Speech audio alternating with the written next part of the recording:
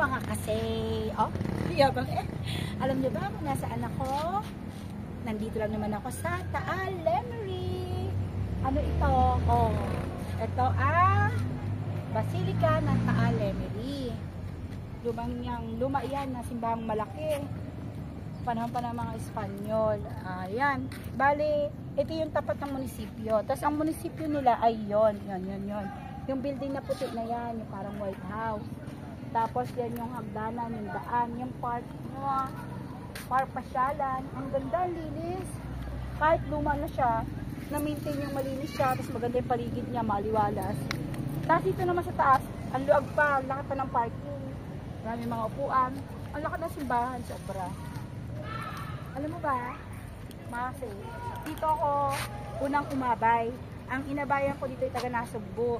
Yung mag-asawa, ang pilido ay Sobromante ba yun? Tapos, kinasal sila dito alas 6 ng umaga, kaya madaling araw ng alas 2 nandito na kami kasi dito rin kami minikapan sa bahay ng babae. Dito kami minikapan. Yan. Nalimutan ko ng pangalan nun eh. Nag-abay ako. Diyan kami pumasok. Ang laki kaya niyan sa loob. Kapitan nga natin. That time, Katoliko ka pa?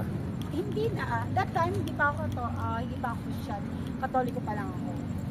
Pero ngayon, pero I have nothing against with Katoliko. Same naman, Christian din naman yun. Pero ngayon, I am the born again Christian naman kasi. Lahat naman tayo, ano naman yung pinaniniwalaan. Mahalaga, kilala natin si Lord. So ito ngayon, ganda diba? Ang luwag, ang lawak.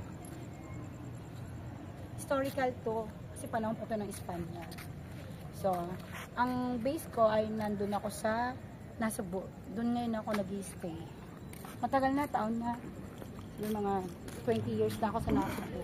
Tapos, naisip ko lang na magagala minsan-minsan para ipasyal kayo, di ba? Ahentin na ako, di pa kalat ako. Naisip ko, kasama na rin yun na ipasyal ko kayo kung saan-saan. Dahil si Madam Siligala, di nga. Sinama ko na kayo. Salamat mga kasi. Panoorin niyo to ha. Thank you. Mwah!